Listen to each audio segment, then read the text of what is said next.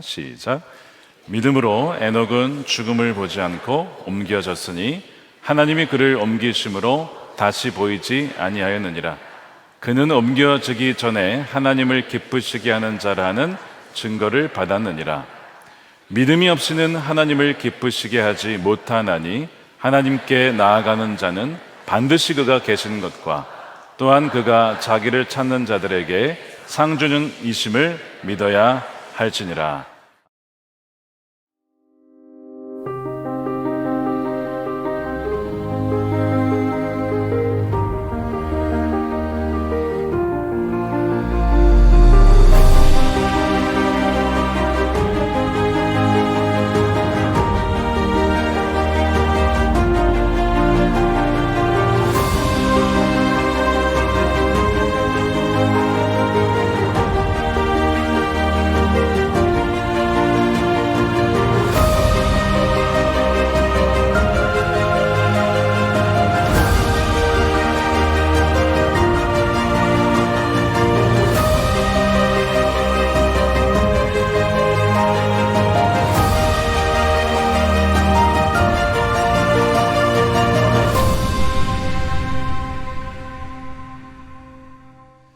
믿음의 DNA 시리즈 이제 두 번째 시간이 되겠습니다. 에녹의 믿음, 동행의 DNA라는 제목의 말씀을 나누겠습니다.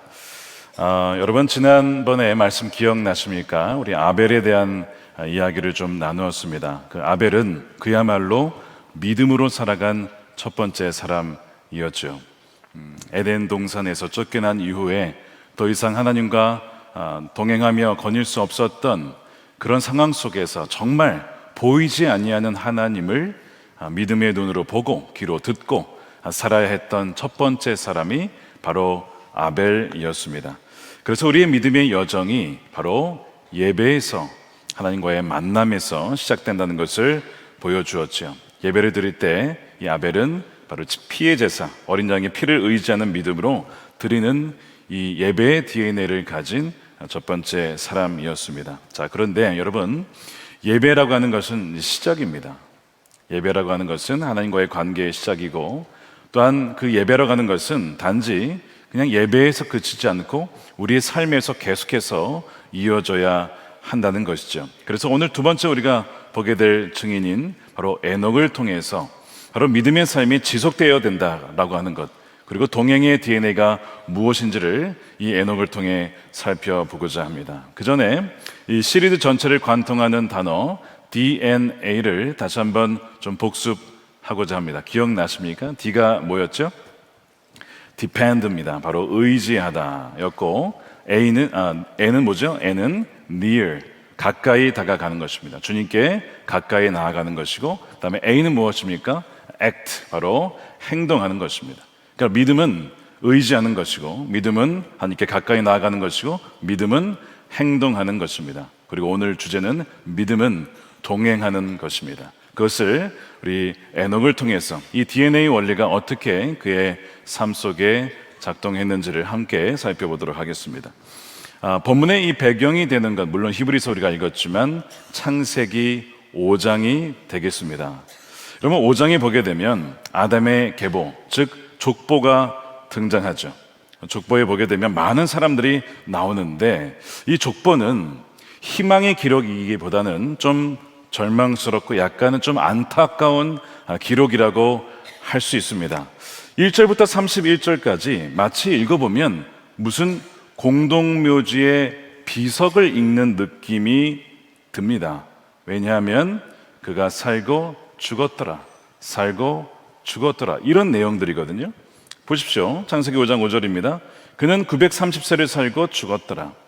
그는 905세를 살고 죽었더라. 그는 895세를 살고 죽었더라. 9절이 넘어갈 때마다 반복되는 표현은 뭡니까? 그가 살고 죽었다, 그리고 그가 죽었다. 영어로는 and he died, and he died. 계속 이 기록이 계속 이어지고 있습니다. 여러분, 이것이 죄가 이 땅에 가져온 비극이죠. 우리 인류가 극복하지 못한 것이 많이 있지만 그 중에 하나가 바로 사망이라고 하는, 죽음이라고 하는 것입니다. 나중에 27절에 보게 되면 가장 장수한 사람이 등장하죠. 누굽니까? 무드셀라가 969년을 삽니다. 그리고 그도 죽었더라 라고 끝나게 되죠. 여러분, 이 족보는 우리에게 이런 얘기를 하죠. 무슨 얘기를 하는 것이냐면 너의 조상도 죽었고 너도 죽을 것이고 너의 후손도 죽을 것이다 라는 것을 얘기합니다. 여러분, 죽음을 피해갈 수 있는 사람이 없다는 거예요. 이 자리에 저를 포함해서 이 자리에 계신 모두가 결국은 여러분 죽게 될 것입니다. 우리는 마치 안 죽을 것처럼 살아가죠. 그러나 우리는 죽을 수밖에 없는 유한한 존재라고 하는 것을 잊지 말라라고 이 성경은 반복해서 말씀을 하고 있습니다. 여러분, 죽음이 좀 느껴지십니까? 우리가 가까운 분이 돌아가실 때 또 장례식에 참석해 보면 죽음이 가까이 느껴집니다. 이렇게 삶과 죽음이 가까이 있나 싶을 정도로. 그리고 우리의 죽음을 생각하게 되죠. 저도 장례식에 갈 때마다 그분의 장례식, 그분의 인생을 돌아보면서 동시에 나의 장례식, 나의 죽음을 매번 장례식 갈 때마다 돌아봅니다. 그리고 나는 죽음을 맞이하기 전에 또 죽음을 바라보면서 어떻게 삶을 살아가야 될까를 다시 한번 되새기는 거예요. 죽음 앞에서 모든 것이 사라지기 때문에 헛된 일들은 무엇일까?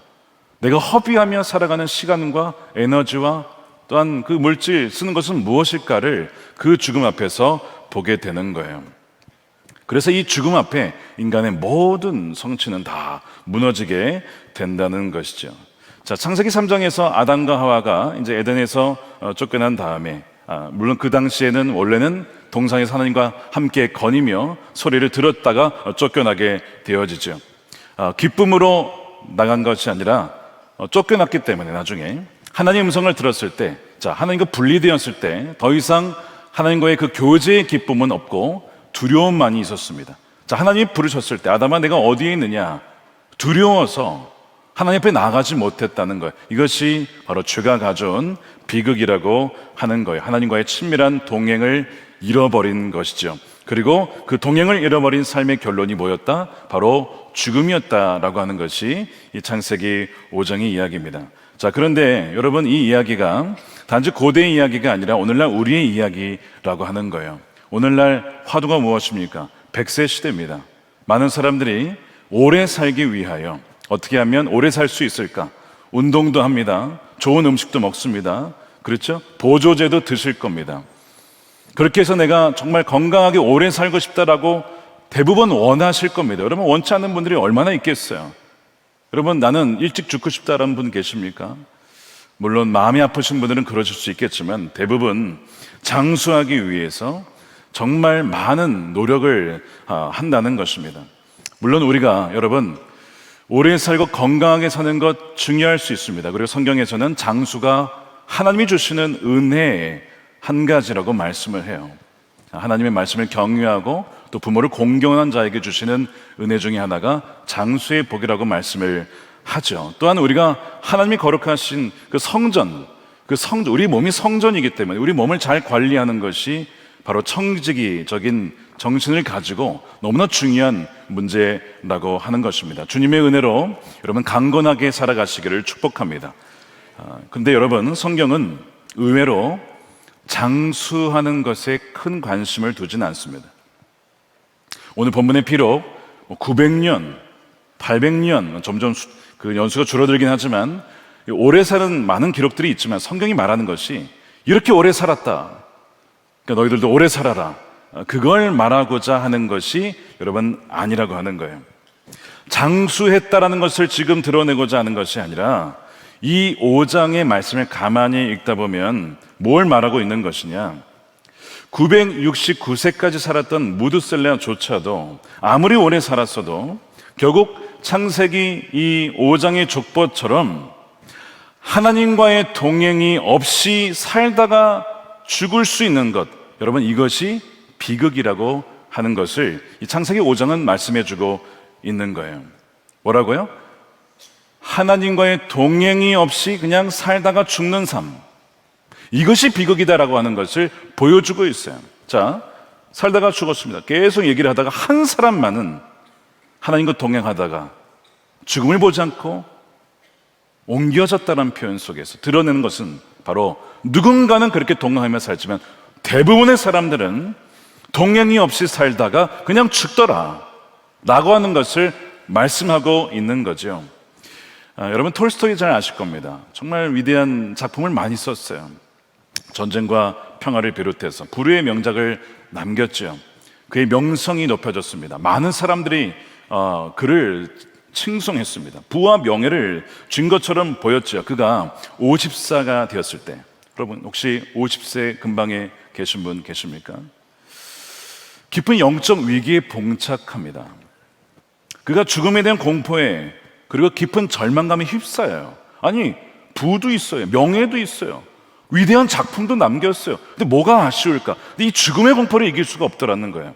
그러면서 그가 이렇게 고백을 합니다. 그가 고백이라는 저서에서 나의 삶은 정지되었고 어떻게 살아야 할지 무엇을 해야 할지 알 수 없었다라고 토로합니다.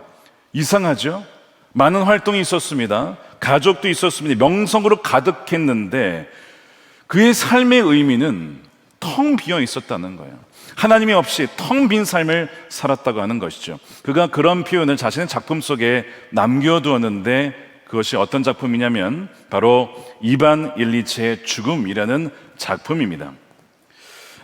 이 작품은 실제 있었던 누군가를 모토로 이렇게 모델로 삼아서 만든 작품이에요. 자기가 알았던 45세 한 변호사 이야기를 소설로 쓴 겁니다. 이 이반 일리체는 남부럽지 않게 성공한 판사였습니다. 언제나 품위 있게 남들처럼 사는 것을 목표로 삼았고 그렇게 한 목표를 달성을 하죠. 결혼도 했습니다. 일도 경력도 그렇게 잘 관리를 했어요. 누가 봐도 부러워할 만한 인생을 살아갑니다. 그런데 어느 날 그가 불치병에 걸려요. 어떤 병인지는 나와 있지 않지만 그의 증상을 봤을 때는 아마 췌장암이었던 것 같습니다. 그 불치병에 걸려서 죽음의 침상에 눕게 되었을 때에 그가 뭘 깨닫냐면 내 삶 전체가 속임수다. 내가 지금 속고 살았다는 것을 그제서야 깨닫게 됩니다. 내가 진짜 삶을 살지 못하고 다 사라질 허무한 삶을 살았구나 하는 것을 그가 깨닫게 되는 거예요. 그래서 그의 삶은 이 창세기 5장의 족보와 굉장히 비슷한 겁니다. 이런 거예요. 그가 판사가 되었더라. 그가 결혼했더라. 그는 집을 예쁘게 꾸몄더라. 그리고 그가 죽었더라. 여러분들이 지금 하고자 하는 일이 무엇입니까? 여러 가지가 있으실 거예요. 다 의미 있는 일이라 생각합니다. 근데 무엇을 위해 하십니까? 어떤 것을 위하여? 대학을 간다고 한다면, 공부를 한다면 그 다음은 뭡니까? 결혼이요? 결혼한다면 그 다음 무엇입니까? 자녀를 낳는 것입니까? 그 다음은 무엇입니까? 하다 보면 결국에는 마지막에 그가 죽었더라. 이렇게 마무리를 하게 되는 것이죠.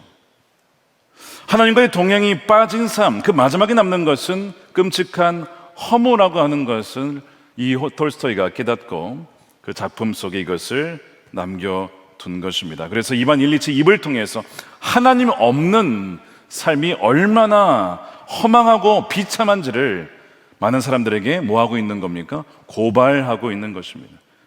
예언자적인 메시지를 전하고 있는 것입니다.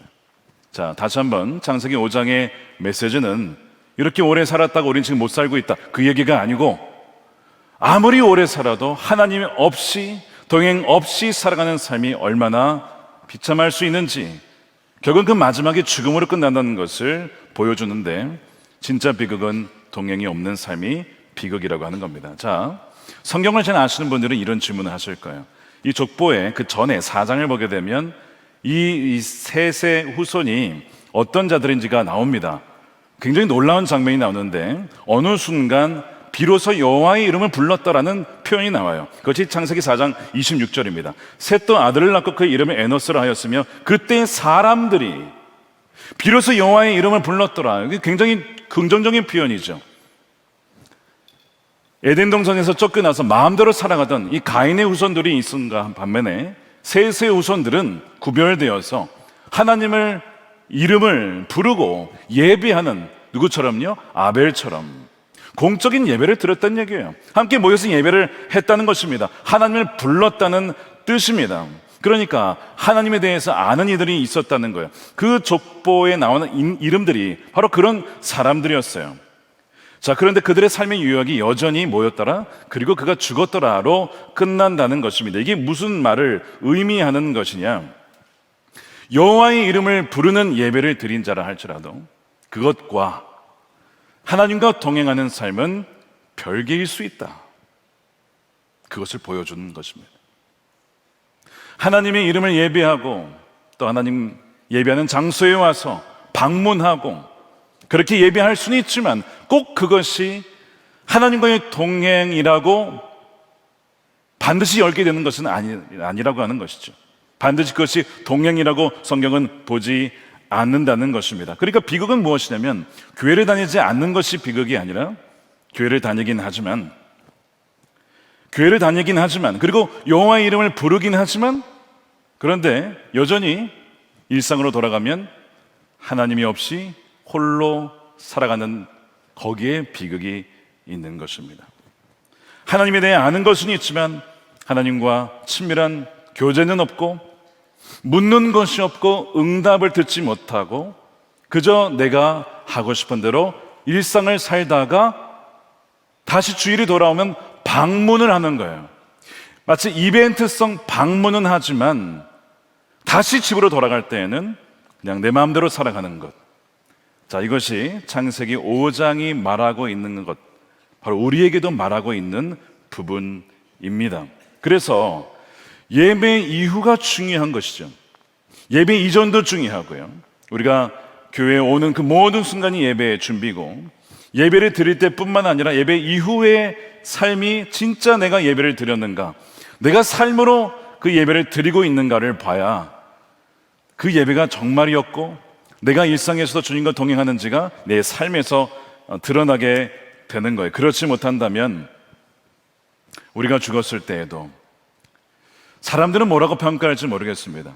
목회자들은 장례식 설교에서 뭐라고 얘기할지 모르겠습니다. 역사는 뭐라고 평가할지 모르겠어요. 그런데 성경은 그리고 그가 죽었더라. 하늘나라의 역사책은 그렇게 기록할 수도 있다는 거예요. 저는 이 말씀을 준비하면서 경건한 두려움에 휩싸였습니다. 하나님, 저의 삶은 어떻게 기록이 될까요? 혹시 저도 여호와의 이름을 그가 불렀으나 그리고 그가 죽었더라, 그냥 이렇게 끝나는 인생은 아닐까? 정말 주님 앞에 이 말씀을 준비하면서 두렵고 떨리는 마음으로 이 말씀을 저에게 적용하고 비춰보았습니다. 여러분들은 어떻게 생각하십니까? 오늘 이 기준에 이해한다면 여러분들은 정말 하나님과 동행하는 분이십니까? 아니면 하나님의 성전에 방문하는 분이십니까? 여러분, 중요한 문제입니다. 이것이 지금 오늘 창세기 5장과 히브리서 11장을 통해서 살아계신 주님께서 성령을 통해 말씀하고 있는 부분이기 때문입니다. 자, 그런데 이렇게 그리고 죽었더라, 그리고 그가 죽었더라 계속 이어지는 상황 속에서 정말 독보적으로 탁 튀는 한 사람이 등장하죠. 그 모든 흐름을 딱 중단시키고 그 모든 흐름을 완전히 뒤바꿔버리는, 이 어둠 속에 마치 복음의 한 줄기 빛처럼 등장하는 사람이 누구냐? 바로 에녹입니다. 5장 24절은 이렇게 증언합니다. 에녹이 하나님과 동행하더니 하나님이 그를 데려가심으로 세상에 있지 아니하였더라. 자, 지금까지 뭐라고요? 그리고 그가 죽었더라, 그리고 그가 죽었더라, 이거였는데 에녹은 그렇게 기록되지 않았어요. 하나님과 그가 동행했고 그를 데려가셨고 세상에 있지 아니하였더라. 히브리서 기자는 이렇게 좀 더 확장해서 해석을 합니다. 5절입니다. 믿음으로 에녹은 죽음을 보지 않고 옮겨졌다는 거예요. 하나님에 의하여 옮겨졌다는 거예요. 하나님이 그를 옮기심으로 다시 보이지 아니하였느니라. 그는 옮겨지기 전에 하나님을 기쁘시게 하는 자라 하는 증거를 받았느니라. 여러분, 하나님을 기쁘시게 하는 자가 되시기를 축복합니다. 야, 하나님을 기쁘시게 하는 자가 따로 있구나. 그 앞에 사람들은 이런 기록이 없었어요. 동행했다는 기록도 없었고 하나님을 기쁘시게 했다는 기록이 없었습니다. 말씀드린 대로 여러분, 이것이 우리의 기록이 되어서는 안 될 것입니다. 아, 그가 정말 하나님이 기쁘시게 한 사람이구나. 모두가 여호와의 이름을 부르다가 결국 죽었던 그때에 유일하게 에녹만큼은 하나님과 동행했고 죽음을 맛보지 않고 영원한 생명으로 들어간 사람입니다. 다른 사람들과 구별되는 무엇인가가 있었다는 거예요. 여러분, 이 에녹의 독특한 그의 영혼 속에 심겨졌던 이 믿음의 DNA를 여러분, 오늘 우리가 믿음으로 취하게 되기를 원합니다. 에녹만이 아니라 우리도 주님과 동행하는 삶을 통해 이 에녹과 같이 하나님 보시기에 아, 정말 내가 그의 인생을 인하여서, 내가 너로 인하여서 참 기뻐하느라라고 그렇게 칭찬받는 인생이 되시기를 축복합니다. 어떻게 이런 일이 가능했을까? 여러분, 다른 이들과의 차이는 그가 동행했다는 데 있습니다. 여러분, 우리 이 동행이라는 단어는 우리 교회에서 자주 쓰는 단어입니다.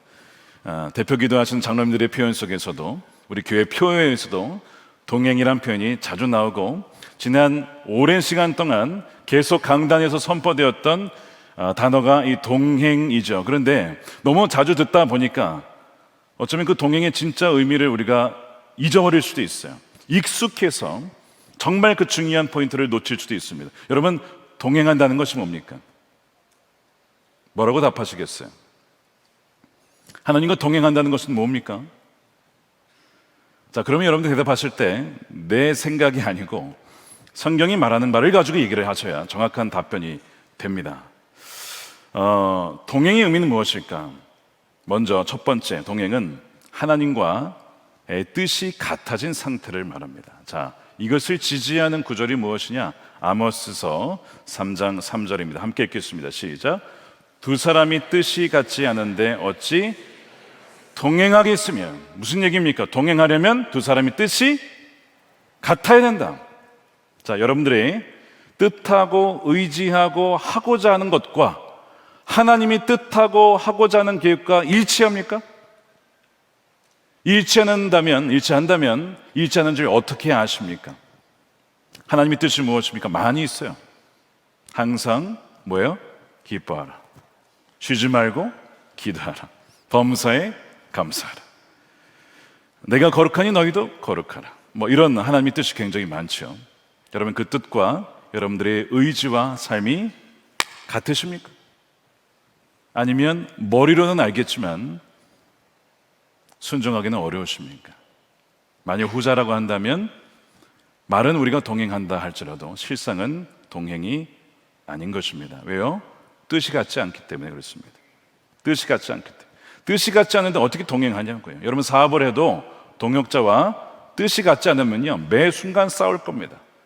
사업의 문제, 아이디어, 재정 쓰는 것부터 해서 모든 면에서, 물건 진열부터 해서 뜻이 같지 않으면요 절대로 같이 동행할 수가 없어요. 그런데 하물며 하나님과 뜻이 다른데 여러분, 어떻게 동행한다라고 말할 수가 있겠습니까? 여러분, 지난번에 살펴본 가인의 문제가 뭐였습니까? 그가 채소를 들여서, 곡식을 들여서, 그래서 하나님 예배를 안 받으신 거예요. 그게 문제인가요? 여러분, 그게 아니었어요. 그게 아니라 이미 하나님께서 계시해 주신 그 예배의 방식이 있었습니다. 피의 제사. 아담과 하와에게 가죽옷을 입혀주신 피의 제사에 대한 계시를 주셨을 때에 아벨은 그것을 믿음으로 취하여 그렇게 예배를 하였지만 가인은 뭐 한 겁니까? 내 방식 고집한 거예요. 나는 그냥 곡식으로 바치겠다 이거예요. 꼭 피를 흘려야 되냐 라고 자신의 뜻과 자신의 의의를 꺾지 않고 그 자신의 방식대로 예배한 거예요. 여러분, 그것이 문제였던 것입니다. 내 방식을 고집하는 저는 하나님과 뜻이 같아질 수 없기 때문에 여러분, 동행이 불가능합니다. 성경이 그런 일이 굉장히 많이 있죠. 그러니까 마찬가지로 우리에게도 그런 일이 얼마든지 일어날 수 있기 때문에 우리는 점검해야 될 것이 무엇이냐면, 하나님과 동행하기 위하여서는 우리가 가던 길과 우리의 방식에서 돌이켜야 됩니다. 그래서 문제는 무엇이냐? 우리는 본성상 하나님의 뜻을 따라갈 수가 없어요. 마치 비유하자면 꼭 이런 거예요. 물고기가 우리와 함께 육지에서 걸을 수 없잖아요. 물고기는 물에 있어야 돼. 마치 약간 그런 느낌이에요. 하나님과 동행하려고 하는데 우리는 물에 있는 거예요. 나올 수가 없는 거예요. 본성상 그럴 수가 없는 존재가 우리입니다. 우린 이기적입니다. 내 뜻대로 하고 싶어 하고요, 내가 왕이 되고 싶어 하는 그런 육신적인 본성을 갖고 있어요. 그러니까 뭐가 필요한 겁니까? 본질적으로 너가 위로부터 거듭나야 한다라고 말씀을 하는 거예요. 은혜에 의하여 복음의 능력을 말미암아 본질적으로 바뀌지 아니하면 인간의 어떠한 능력, 인간의 의지, 인간의 어떤 열심으로는 절대로 하나님의 뜻을 따라갈 수가 없다라고 하는 것입니다. 우리 지난주에 거듭남에 대한 주제로 말씀을 전해주셨죠, 외부 강사님께서. 여러분 묻겠습니다. 여러분 거듭나셨습니까? 여러분 위로부터 거듭나셨습니까? 그 증거가 있으십니까? 열매가 있으십니까? 점점 작아지는 것 같아요. 그게 안 되면 불가능하다는 거예요. 그래서 예수님께서 니고데모에게 얘기를 하잖아요. 너가 위로부터 거듭나지 아니하면 안 된다. 많이 알고 있었어요. 종교인이었습니다. 예배도 의식도 너무나 잘하는 사람이었지만 거듭난 사람이 아니었다고 하는 것입니다. 자, 그래서 우리의 영이 새로 복음으로 말미암아 믿음으로 하나님의 은혜로 말미암아 거듭날 때에 비로소 그분과 인격적인 교제가 가능한 존재가 된다는 거예요. 우리 안에 새로운 영이 태어나는 것이죠. 그래서 그분과 교제할 수 있는, 왜? 그분은 영이시니까 거듭난 영으로 말미암아 교제할 수 있는 그 깨어진 하나님과의 형상이 회복될 때에만 동행할 수가 있는 것입니다. 또한 동행의 의미는 무엇일까요? 지속적인 교제의 삶을 말하는 거예요. 말씀드린 것처럼 동행은 이벤트가 아닙니다. 한 번 방문하는 게 아니에요. 계속해서 이어지는 라이프 스타일입니다. 그래서 이 4장에서 여호와의 이름을 부르는 것과 구별되는 부분이 바로 이거예요. 말씀드린 것처럼 한두 번 방문해서 혹은 예배할 수는 있지만 일상에서 주님과 동행하는 것은 전혀 다른 문제일 수 있다라고 하는 것이죠. 여기에 대한 아주 일반적인 잘 알려진 사람이 있습니다. 하나님의 임재 연습이라는 책을 쓴 분이죠. 누굽니까? 17세기 갈멜 수도원의 브라더 로렌스라고 하는 로렌스 형제가 있습니다. 원래 이 브라더 로렌스는 군인 시절에 부상을 입고 평생 다리를 저는 장애를 안고 수도원에 들어갑니다. 처음에는 이제 고요한 묵상의 삶을 원했는데 그게 맡겨진 것은 뭐였냐면 부엌에서 일을 하는 것이었어요. 처음에 왜 나에게 이런 일이 주어졌을까? 여러 가지 컴플레인을 하는 마음이 들었다가 그가 변화된 것은 무엇이냐? 하나님이 주신 마음이 일하는 시간과 기도하는 시간이 본질적으로 다른 게 아니다. 너가 일을 할 때에 동시에 그것이 하나님께 드려주는 예배가 될 수 있고 기도가 될 수 있다라고 하는 것을 깨달으면서 변화가 일어나기 시작하죠. 그래서 그가 설거지를 하면서 또 후라이팬으로 이 계란을 이렇게 하면서 오믈렛을 요리하면서도 매 순간을 하나님을 주목하고 우리의 형제들을 위하여 사랑으로 한다라는 그 고백을 하게 됩니다. 난 하나님의 사랑을 위하여 프라이팬에 작은 오믈렛을 뒤집습니다. 매 순간 일상을 하나님의 임재 속에 하는 그 훈련과 연습으로 삼았던 거예요. 그래서 모든 부엌에서 하는 하찮은 일들이 하나님의 사랑을 위하여 또 하나님의 사랑 가운데 드려지는 예배가 된 것입니다. 그래서 그 브라더 로렌스를 만난 사람들은 뭘 느꼈냐면 하나님의 강한 임재를 느꼈다는 거예요. 실은 영적인 싸움에서 지쳐 있을 때 그 로렌스를 만나면 뭔가가 평안하고 힘이 되어지고 불안이 사라지고, 도대체 비결이 뭘까? 그 모든 순간에 하나님의 임재를 초청하였던 바로 그 로렌스 형제의 하나님의 임재 연습의 비결이 있었습니다. 그러니까 이 로렌스 형제의 삶이 보여주는 것은 무엇이냐면 하나님과 동행하는 것이 우리의 일상적인 가운데 무엇을 더하는 게 아니라 나 좀 바쁜데 동행을 어떻게 더하지? 더하는 게 아니고요, 우리 하는 그 일을 자체를 근본적으로 변화시키는 것입니다. 그래서 하나님과의 동행은 무엇을 하는 게 아니라 어떻게 그리고 누구와 함께 하느냐의 문제가 뭐라고요? 이게 동행이라고 하는 거예요. 그러니까 여러분들이 어떤 일을 하시든 그것이 주님과 함께, 주님이 함께 계심으로 주님을 바라봄으로 한다면 그 일 자체가 하나님께 드려주는 예배요, 하나님과 함께하는 시간이 될 수 있다라고 하는 거예요. 자, 그런데 그것이 에녹의 삶이었다는 거예요. 에녹이 동행했다는 것은 일상적인 3. 자, 오늘 본문에 에녹이 뭐 했습니까? 하나님과 동행하며 자녀를 낳았대요. 아마 아버지로서 남편으로서의 역할 정도 했던 것 같아요. 뭔가 대단한 성취를 이룬 사람은 아닙니다. 그런데 그 동행의 삶이 뭘 했다고요? 하나님을 기쁘시게 했다는 거예요. 자, 이 부분이 굉장히 우리가 주목해야 될 부분인데, 우리가 뭔가 하나님을 기쁘시게 하려면 뭐가 돼야 된다고 생각해요? 내가 뭔가 대단한 사람이 되어야 되고, 내가 대단한 업적을 세워서 이렇게 해야 된다고 생각하죠. 이제 연예인들이 방송 대상 이런 거 할 때, 연예 대상, 이 모든 것 하나님이 하셨습니다 이렇게 할 때, 정말 대단한 것 같아요. 그 믿음 정말 너무 귀한 믿음이에요. 그런데 여러분, 꼭 그렇게 해야만 하나님께 영광이 되고 하나님이 기뻐하시는 것이냐? 여러분, 오늘 본문은 꼭 그렇지 않다라고 얘기를 합니다. 그것도 하나님을 기쁘시게 할 수 있는 방법이 될 수 있지만 모든 사람이 그렇게 돼야 되는 것이 아니라고 하는 거예요. 여러분, 에녹은요 어떤 것도 이룬 것이 없었어요. 본문을 찾아보십시오. 히브리서를 찾아보십시오. 에녹이 뭐 했습니까? 따로 별로 기록된 게 없어요. 엘리야처럼 불을 내려서 이 바알 선지자들을 물리쳤습니까? 다윗처럼 골리앗을 무너뜨리고 통일 이스라엘 왕국을 세웠습니까? 여러분, 에녹은 그런 것 어느 것조차 근처에 가지도 못했습니다. 심지어 이 창세기 4장에 보면 하나님을 모르는 가인의 후손들의 이야기가 나와요. 이 가인의 후손들은 대단한 사람들입니다. 뭐가 나오냐면 도시를 세웁니다. 육축 치는 자의 조상이 되고 수금과 퉁소를 잡는 자의 조상이 되고 구리와 새로 기계를 만드는 자의 조상이 되고, 그러니까 기술적으로나 또 인류를 이롭게 하는 데 쓰임받은 사람들입니다. 자, 그런데 이들은 하나님을 몰라요. 자, 이것이 하나님을 기쁘시게 했습니까? 아니요, 성경은 그런 얘기를 하지 않습니다. 그런데 이 에녹은 이런 일을 한 사람은 아님에도 불구하고 하나님을 기쁘시게 했답니다. 그 이유가 뭐라고요? 하나님과 그가 동행했기 때문에. 하나님과 동행하는 것을 하나님이 기쁘시게 여기시는구나.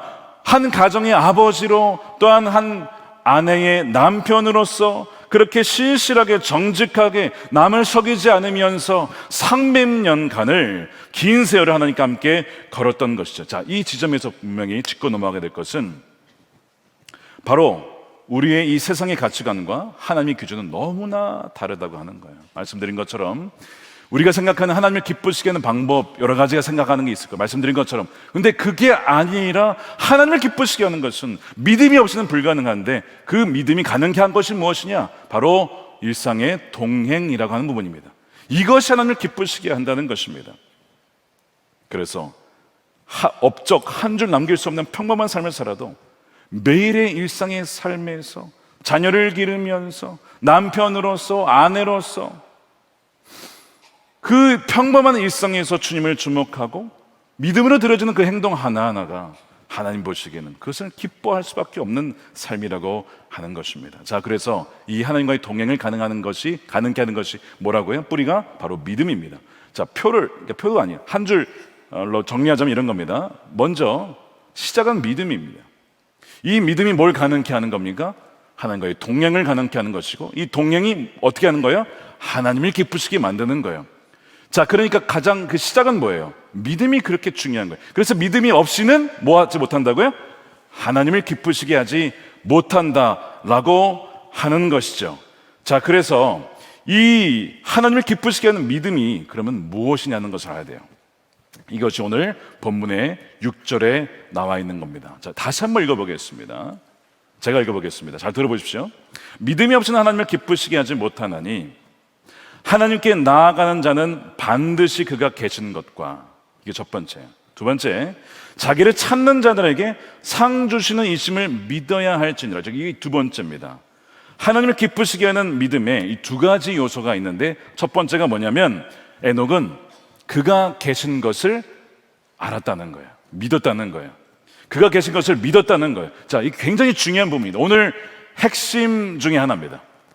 하나님을 기쁘시게 하는 것은 믿음인데, 그 믿음이라고 하는 것은 그가 계시다라고 하는 것을 믿은 것이죠. 여러분, 하나님이 계심을 믿으십니까? 근데 여러분, 이 그가 계신다고 하는 것은 단지 그분의 존재의 유무를 말하는 게 아니고, 여러분의 일상의 삶에서 말이죠, 여러분의 가정에서, 여러분들이 혼자 있을 때에, 여러분들이 운전하실 때에, 여러분들이 공부하실 때에, 여러분들이 무엇인가를 시청하실 때에, 그때에도 여러분 옆에, 여러분들 안에 주님이 계심을 믿느냐는 것입니다. 이거예요. 머리로는 하나님의 존재를 알지만 우리는 운전할 때 순간 주님을 잊어버립니다.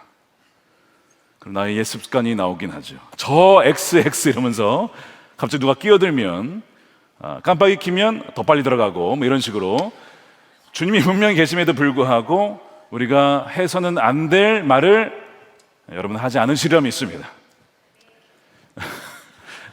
근데 여러분, 우리가 살다 보면 주님의 존재를, 주님의 임재를 잊을 때가 얼마나 많이 있습니까? 이걸 말하는 거예요. 그러니까 에녹은 삶의 모든 순간에, 일상의 모든 순간에 정말 주님이 계시다는 것을 뭐 했다는 겁니까? 의식하고 인식했다는 것입니다. 이게 에녹의 믿음이에요. 여러분들이 어느 모임에 갔는데 딱 갔어요. 자, 룸에 사람들이 모여 있는, 여러분들이 갔어요. 자, 어떻게 하길 원해요? 왔어. 야, 오랜만이야. 야, 더 예뻐졌다. 야, 너 멋있어졌다. 이렇게 하길 원하지. 인식하고 반겨주길 원하고 환영해주길 원하죠. 반대로 생각해 봅시다. 딱 갔는데 아는 척도 안 해, 인사도 안 해, 투명인간 취급해요. 그럼 마음이 어떠세요? 시험 들죠. 다시는 안 만나, 다시는 여기 안 올 거야. 분명히 그럴 겁니다. 자, 그런데 우리가 마치 주님을 그렇게 대할 수 있다는 거예요. 언제요? 다시 말씀드리면 운전할 때, 누군가를 만날 때, 혼자 있을 때, 집에 있을 때, 일을 할 때, 거래할 때, 무엇인가를 시청할 때에도 우린 주님을 혹시 무시하고 있지는 않습니까? 에녹의 믿음이 뭐였다고요? 매 순간 주님이 계시죠. 주님께 묻고, 주님께 대화하고, 주님 이 거래를 어떻게 해야 합니까? 주님 알려주십시오. 지혜를 주십시오. 주님 이 만남을 어떻게 해야 됩니까? 이어가야 합니까? 끊어야 됩니까? 주님 알려주십시오. 운전할 때에도 주님을 주목하며 누군가를 위하여 기도할 수도 있고요, 중보기도할 수도 있고요, 주일날 들었던 말씀을 되새기면서 주님께 물어볼 수도 있죠. 주님 이런 말씀을 제게 들었는데 제가 어떻게 하기를 원하십니까? 제가 지난주에 주일 말씀을 전하고 나서 어떤 분이 저에게 찾아오셨어요. 목사님, 제가 지난 주일 말씀을 들었는데 저에게 사울의 뼈가 있음을 알았습니다. 제가 다시는 보고 싶지 않은 사람, 다시는 제 인생에 곁에 두고 싶지 않은 그 사울의 뼈가 제게도 있음을 알았습니다. 이러한 내용인데, 이런 분인데 주님, 목사님 어떻게 해야 할까요? 제 마음이 아픕니다. 이걸 반드시 해결하라고 주님 말씀을 하십니다. 이렇게 얘기를 하셨는 거예요. 제가 참 놀랐습니다. 어려운 주제거든요. 피하고 싶은 주제인데 그를 주님께 묻고 주님이 나에게 사울의 뼈를 가져와서 묻으라고 그렇게 자신에게 말씀하셨다라고 그분은 받아들이신 거예요. 여러분, 그분이 연세가 많으십니다. 사실 연세가 많으시면 이미 연륜이 있으세요. 알 거 다 아십니다. 근데 넘어갈 수도 있어요. 이러다 그냥 죽지 뭐. 굳이 그런 관계를 풀 필요가 뭐가 있어.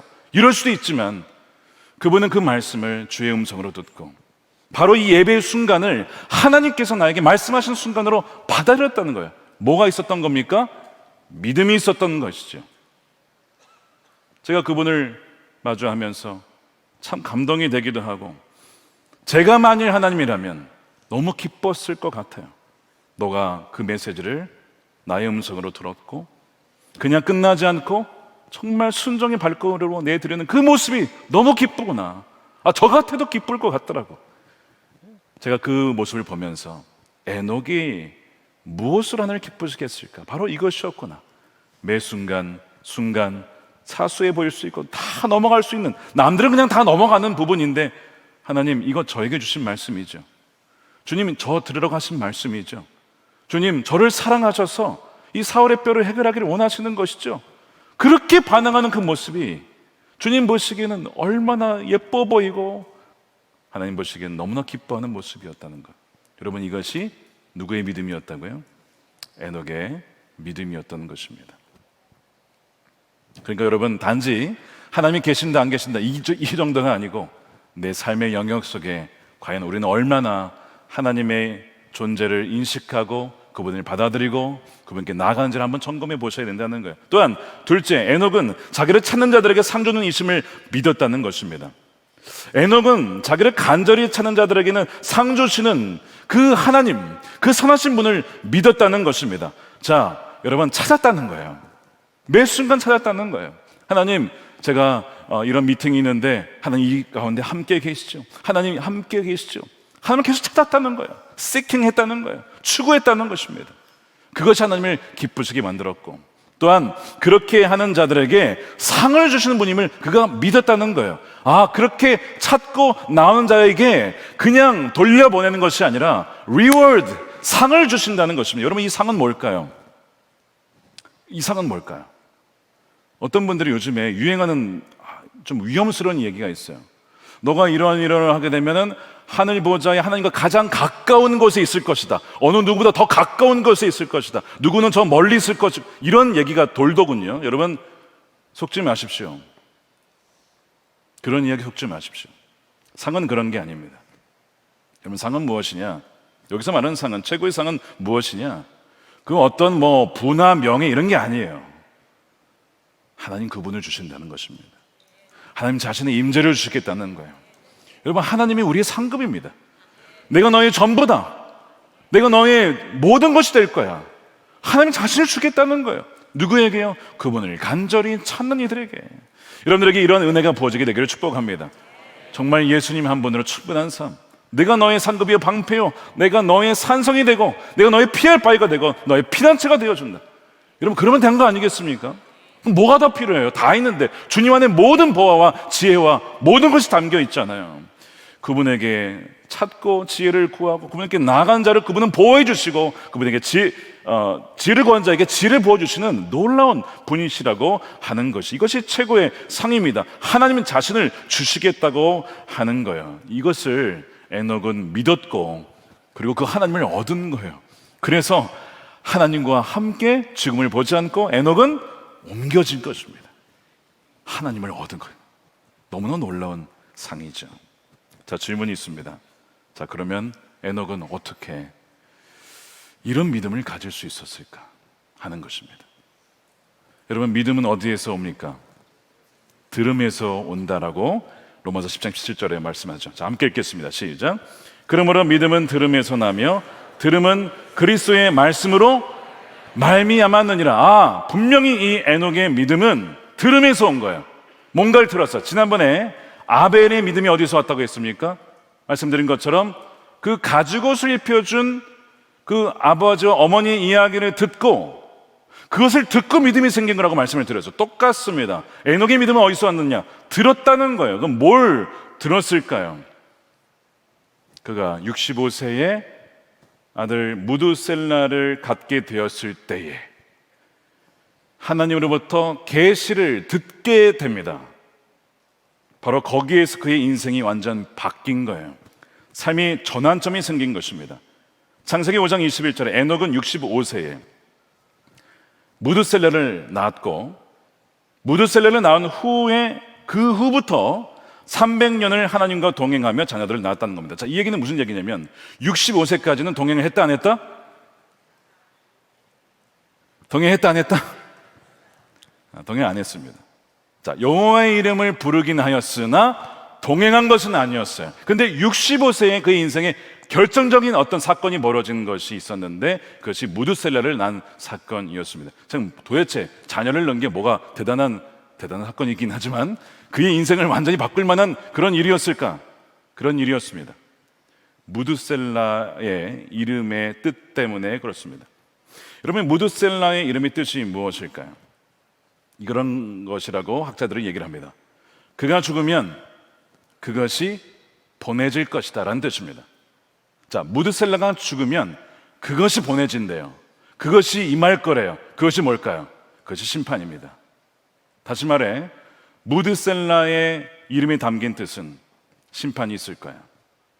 그러니까 너의 남은 삶을 엉뚱한 것에 허비하지 말고 내 앞에서 나와 함께 동행하며 살아야 한다. 사람의 모든 인생의 말과 행동은 심판을 다 받게 될 것이다. 그러니까 그것을 생각하고 그것을 보고 끝을 보고 그 마지막을 보고 오늘을 살고 선택하라 라고 말씀을 한 거예요. 그래서 65세부터 인생이 바뀌게 된 것이죠. 너가 이 아이가 살아있는 동안에 이 죄악된 세상에 베푸는 마지막 은혜의 시간인데 카운트다운이 시작이 되었다. 이 아이가 죽으면 심판이다. 그러니까 이 아이는요, 무드셀라는 걸어다니는 시한폭탄처럼, 시계처럼 째깍째깍째깍 주의 심판이 다가오고 있습니다. 를 알려주는 사람이었죠. 그리고 그것을 믿고 depend, 하나님을 의지하게 됩니다. 그리고 하나님께 더 나아가게 되는 거예요. 동행하기로 결단합니다. 그리고 그가 행동을 통하여 이 사실을 사람들에게 알려요. 나중에 이제 설명을 드릴게요. 이 에녹이 선지자였습니다. 심판을 막 경고하는 사람이었어요. 이것이 무드셀라의 출생이 가져온 에녹의 이 DNA죠. 그래서 그의 삶이 그때부터 종말론적 관점으로 인생이 바뀝니다. 자, 말씀드린 것처럼 종말론적 관점이란 건 뭐냐면, 내 인생, 이 세상의 끝이 어떠할 것을 미리 보는 거예요. 결말을. 그리고 아직 시간이 남아있어요. 그래서 그 끝을 보고 오늘을 살아가는 삶이 종말론적 삶입니다. 이 관점을 가지게 된 거예요. 제가 이제 예를 들면 이런 겁니다. 여러분, 영화 암살, 이정재에 나오는 영화 혹시 보셨습니까? 옛날 좀 한 10년 된 것 같습니다.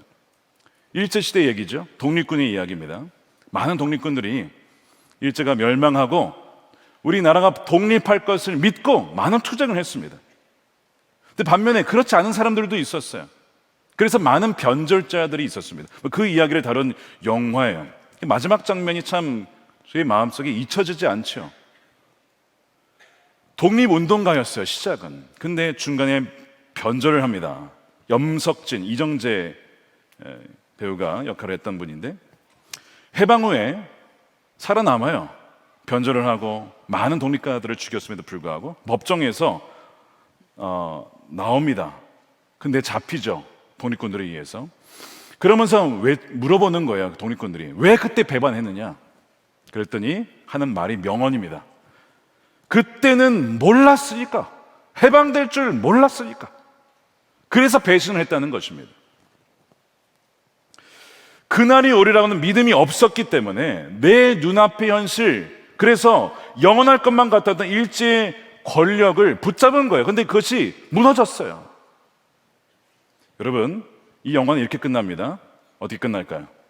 그리고 그가 죽었더라.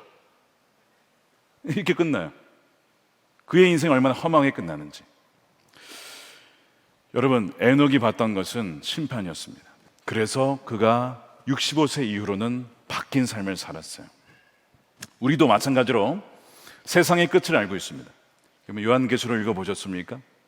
하나님께서 악을 심판하시고 모든 세상이 잘못된 것을 바로잡는 날이 온다라고 하는 것을 우리는 이미 성경을 통해 알고 있어요. 그리고 그 마지막에 모든 사람을 선한 자는 선한 자의 부활로, 악한 자는 악한 자의 부활로 심판을 받습니다. 여러분, 그 심판받을 준비 되셨습니까? 선악을 행한 거에 대한 다 모든 심판을 받게 된다는 거예요. 마지막에 그런 것이 있구나. 그러면 오늘 어떻게 살아야 됩니까? 하나님의 말씀대로 하나님을 경외함으로 하나님을 두려울 줄 알며 하나님의 뜻대로 맞추어 살아가야, 여러분, 그게 지혜로운 사람 아닙니까? 아니, 끝을 알면서도 마음대로 살아가요? 그런 바보 같은 사람이 어디 있어요? 모르니까 그럴 수 있어요. 근데 알면서도, 끝이 어떠함을 알면서도 여러분 내 마음대로 살아갈 수 있겠습니까? 그래서는 절대로 안 된다고 하는 거예요. 그래서 이 하나님과의 동행하는 삶에 강력한 동기를 주었던 것이 그의 아들의 출생이었고, 그 아들의 출생 이후에 인생이 바뀌면서 그가 예언자가 됩니다. 그것을 기록한 것이 유다서죠. 유다서 1장 15절 보십시오. 아담의 7대 손 에녹이 이 사람들에 대하여도 경건치 못한 사람들입니다. 예언하여 이르되 보라 주께서 그 수많은 거룩한 자와 함께 임하셨나니 이는 무사람을 심판하사 모든 경건하지 않은 자가 경건하지 않게 행한 모든 경건하지 않은 일과 경건하지 않은 죄인들이 주를 거슬러 한 모든 완악한 말로 말미암아 그들을 정죄하려 하심이라 하였느니라. 자, 이 유다서는 뭘 인용한 걸까요? 위경이라고 하는 에녹서가 있습니다. 이건 성경은 아니에요. 우리는 성경을 인정하지는 않지만 유대의 중요한 문헌으로 참고할 정도로 여깁니다. 거기에서 이 유다서의 저자가 인용을 하여 얘기한 거예요. 에녹은 예언자였다는 것입니다. 심판을 알고 있었기 때문에 그 심판을 자기만 알고 혼자 개인적인 동행하며 신앙생활 한 게 아니라 이 심판이 있을 것을 사람들에게 선포하며 담대하게 외쳤던 사람이라고 하는 것이죠. 그러니까 여러분, 에녹의 동행을 보게 되면 개인적인 동행을 넘어서서 다른 이들도 동행할 수 있도록 담대하게 외쳤던 사람, 선지적인 삶을 살았던 사람입니다. 왜 그렇게 할 수 있었냐고요? 말씀드린 것처럼 그가 하나님을 제대로 알았기 때문입니다.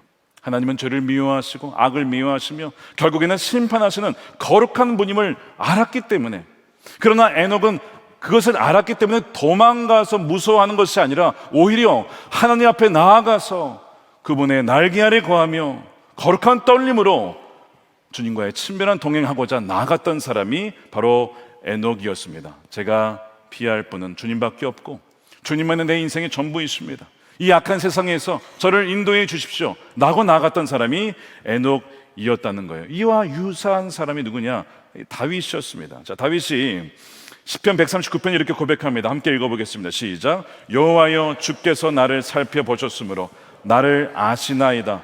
주께서 내가 앉고 일어섬을 아시고 멀리서도 나의 생각을 밝히 하시며 나의 모든 길과 내가 눕는 것을 살펴보셨으므로 나의 모든 행위를 익히 아시오니. 7절에 내가 주의 영을 떠나 어디로 가며 주의 앞에서 어디로 피하리까. 자, 이 다윗과 에녹의 공통점이 뭡니까? 명확한 하나님의 인식이 있었어요. 내가 앉고 일어서면 하시고 내가 눕는 것도 하시고 내가 뭘 먹는지 내가 무슨 말을 하는지 모든 것을 다 알기에 내가 피할 수 있는 데가 없다는 거예요. 그렇기 때문에 내가 주님의 임재 안에서 주님이 기뻐하신 삶을 살기 위해 나아갔던 사람이 다윗이었고 에녹이었다는 것을 보게 돼요. 사랑하는 여러분, 여러분들의 인생이 그저 그가 먹고 살고 즐기다가 죽었더라 끝나지 않고 하나님의 임재 가운데 그분을 인식하며 그분을 주목하며 그분과 동행하다가 살다가 부름을 받았더라, 그렇게 마무리 지어지는 인생이 되시기를 축복합니다. 그래서 이것이 오늘 11에서 11장 6절이 증언하는 믿음입니다. 하나님의 거룩한 심판이 있기에 구별된 삶을 살았고 하나님의 선하심을 알았기 때문에 그분께 나아가서 하나님께 동행하는 삶이 바로 에녹의 삶이었다는 것이죠. 자, 에녹은 그리하여 상을 받은 것이 하나님을 얻었고 죽음을 보지 않고 옮겨졌어요. 자, 그렇다면 우리는 그 상을 뭘 받을 거예요? 우리도 죽지 않고 그렇게 육신의 죽음을 보지 않고 옮겨짐을 당할까? 그걸 말하는 것은 아닙니다. 말씀드린 것처럼 우린 다 결국엔 죽게 될 것입니다. 그런데 이미 그 주님으로 말미암아 주님과 동행함으로 말미암아 얻어진 이 옮겨지는 은혜가 이미 우리에게 있어요. 왜 아십니까? 뭐가 옮겨졌는지 여러분 아세요? 자, 골로새서 1장 13절 보십시오. 그가 우리를 흑암의 권세에서 건져내사 그의 사랑의 아들의 나라로 어떻게 해요? 옮기셨으니. 할렐루야. 여러분, 옮길 것이니가 아닙니다. transferred, 이미 옮겨졌어요. 흑암의 권세에서 옮겨졌습니다. 아들의 사랑의 나라로 옮겨졌습니다. 여러분들 삶은 하나님의 나라 안에 있는 삶인 줄로 믿으시길 축복합니다. 그러니까 여러분, 이 동행이라고 하는 것은요, 내가 동행하면 내가 그 나라에 옮겨질 거야, 어떤 행위 구원의 근거가 아닙니다. 오히려 반대예요. 믿음으로 말미암아 내가 옮겨졌기 때문에 더 이상 어둠에 거닐 수가 없는 거예요. 더 이상 악과 함께 거할 수가 없는 것입니다. 이제는 주님과 함께 동행할 수밖에 없는 것입니다.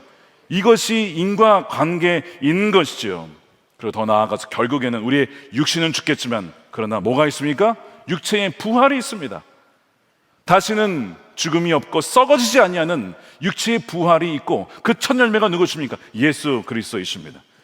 누구든지 그를 믿는 자마다 멸망치 않고 영원한 생명을 얻게 될 것입니다. 우리의 이런 약속이 이미 주어져 있는 것입니다. 사랑하는 여러분, 그러니까 오늘 하나님과 동행하는 여러분 되시기를 축복합니다. 자, 아까 무드셀라 아니라 에녹이 몇 세부터 동행했다고요? 65세.